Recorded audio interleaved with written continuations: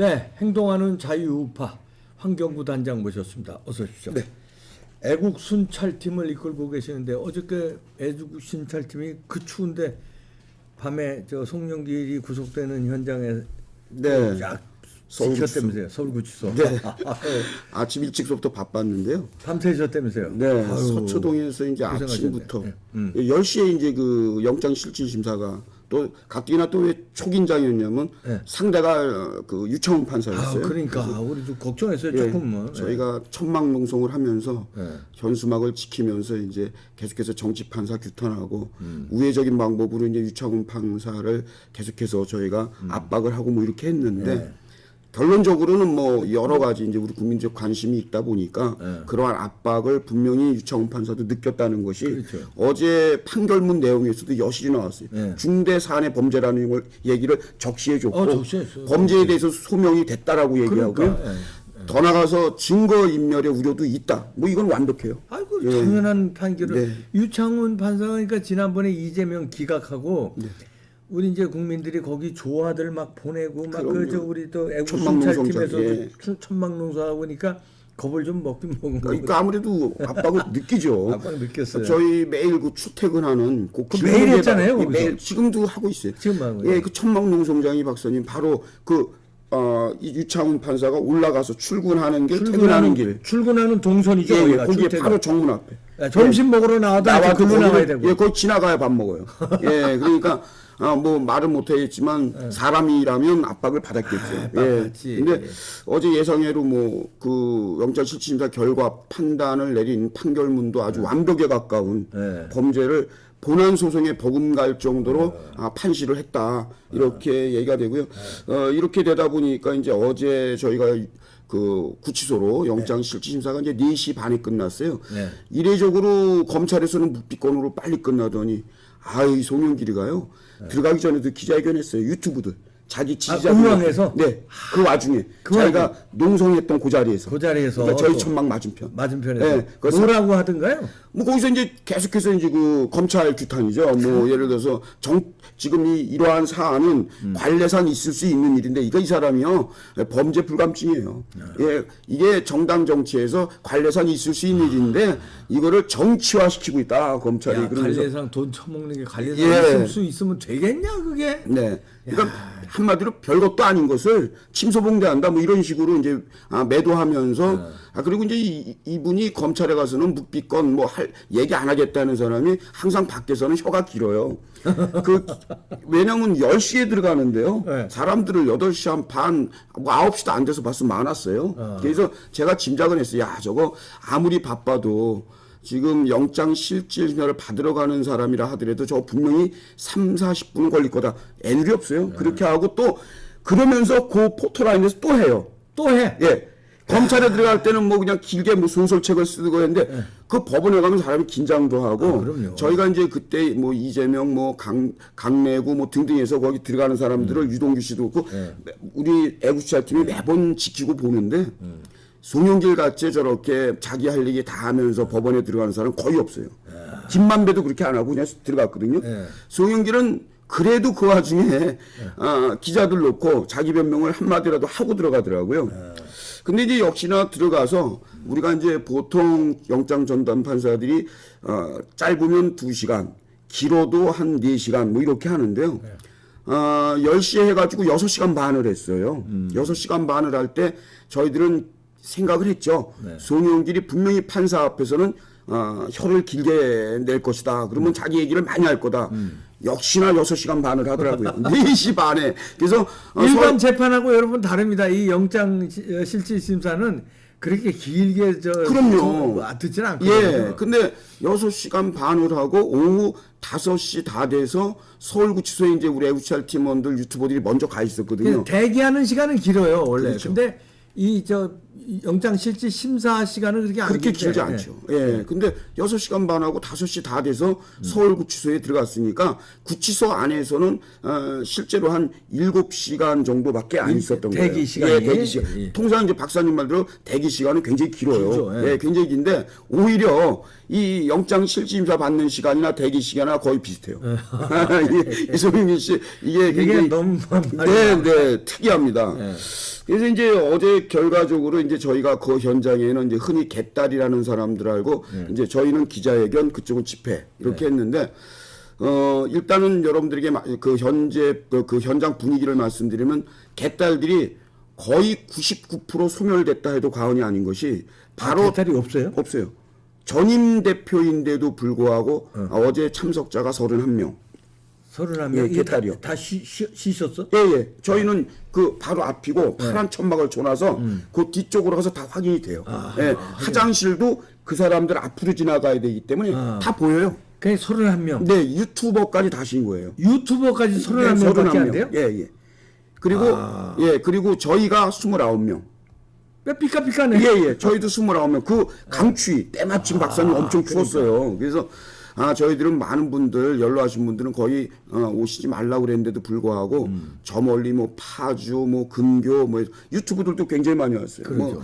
거의 뭐 우리 유튜브들 아스팔트에서 뛰는 유튜브들 뭐 상진아재도 오고 다 거의 다 왔어요. 그래서 저희가 이제 그쪽에서 기자회견과 함께 대기하면서 연희 때와 마찬가지로 저희 시민단체가 끝까지 결과는 알려드려야 되니까 물론 이제 지난번 이재명이 올 때는 그 많은 비를 맞으면서도 결과가 안 좋아서 우리가 그냥 괜히 우리도 주눅이 들고 이런 분위기였는데 어제는 우리가 좀 나름대로 희망을 좀 걸긴 걸었어요, 박사님. 그리고서 시간대별로 어떻게 분위기가 어떻게 되던가요? 그러니까 막 춤을 추더라고요. 몇 시 정도에? 그러니까 그 친구들은 낮에부터 왔어요. 저희도 낮에부터 가고. 의왕구치소에? 네. 서울구치소 앞에. 서울구치소 앞에. 네. 예. 파란색 천막을 쳐놨더라고요.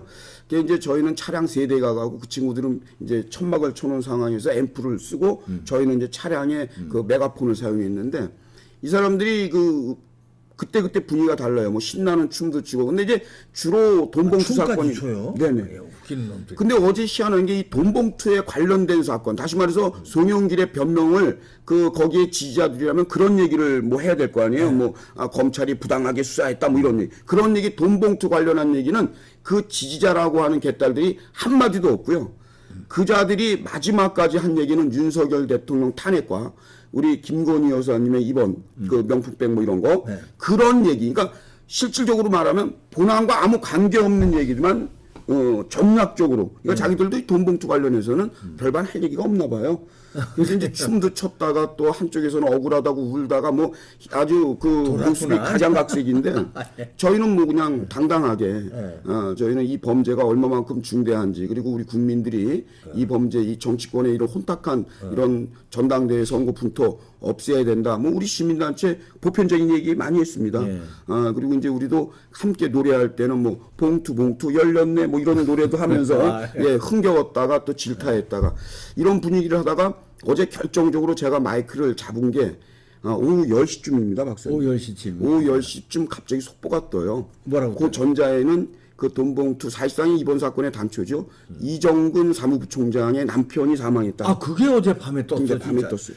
야. 8시쯤에 이제 나와서 그때만 해도 좀 술렁거렸지만 그렇게까지는 결정적이지 않았어요. 그런데 이제 10시에 어떤 속보가 나오냐면 지금 이 송영길에게 사업가 한 분이 이제 1억 원이라는 후원금 아닌 후원금을 줘요. 그래서 이분이 검찰의 참고인 자격에 조사를 받아야 되는 사람이거든요. 참고인. 그러니까 피의자는 아니지만 사건에 관련은 있다 이렇게 보는 사람인데 급기야 또 극단적 선택이라는 이 속보가 이게 뜨면서 그 안에 있던 개딸들까지 정말 분위기가 거짓말 아니고 깜짝했어요.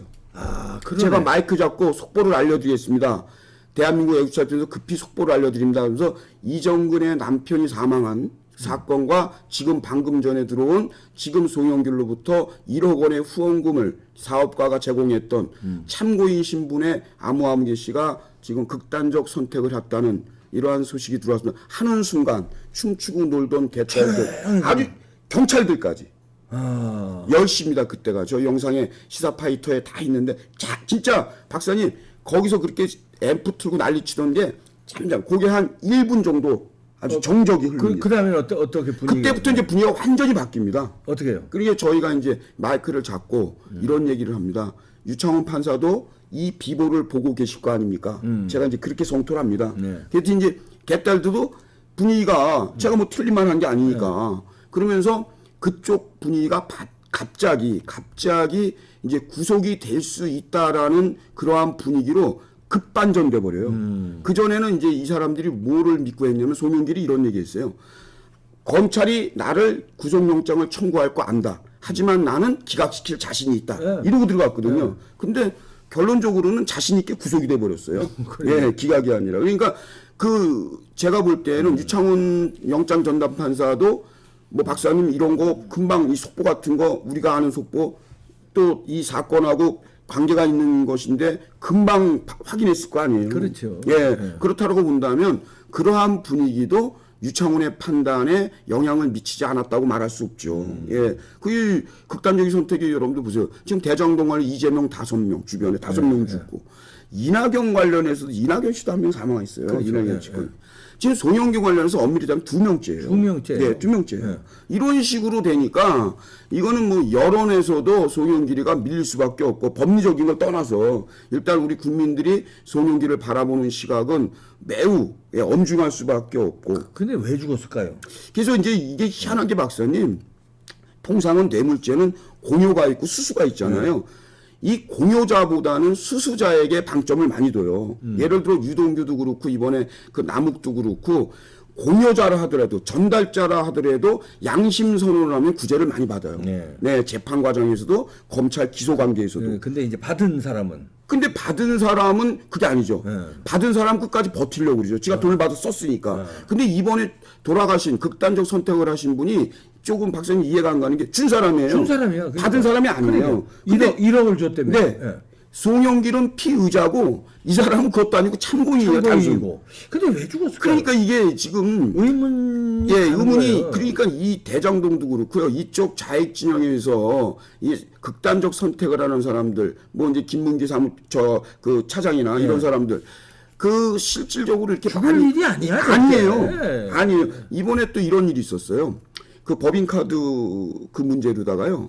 수원에서 세탁업을 하는 세탁소를 운영하는 60대 남자가 압수수색 누구나 거기만 한 게 아니에요. 식당도 하고 과일 가게도 있어. 아니 뭐 100여 군데를 했대요. 네네. 뭐. 그 중에 하나인데 이 사람이 갑자기 수원에 있던 사람이 수원 모텔에 가가지고요. 집에다 유서 아닌 유서 써놓고 술 거나게 먹고 모텔에서 주무시다가 전라도 익산인가? 익산이요. 익산에서 네. 그렇게 그러니까 이게 이해할 수 없는 일들이 많이 벌어져요. 그러니까 이 극단적인 선택을 이 좌익 진영에서는 여러분들 어찌 보면 우리는 굉장히 뭐 저기하게 생각하는데 이 사람들은 그 극단적인 선택이라는 게 자기들이 궁하면은 언제든지 그러한 모습들이 계속해서 연일 나와요. 아니 이게 본인이 스스로 뭐 예를 들어서 뭐 자책을 하느라고 극단적 선택을 하는 게 아니라 그러니까요. 이게 이상하다는 거예요. 그러니까 예를 들어 이런 거죠.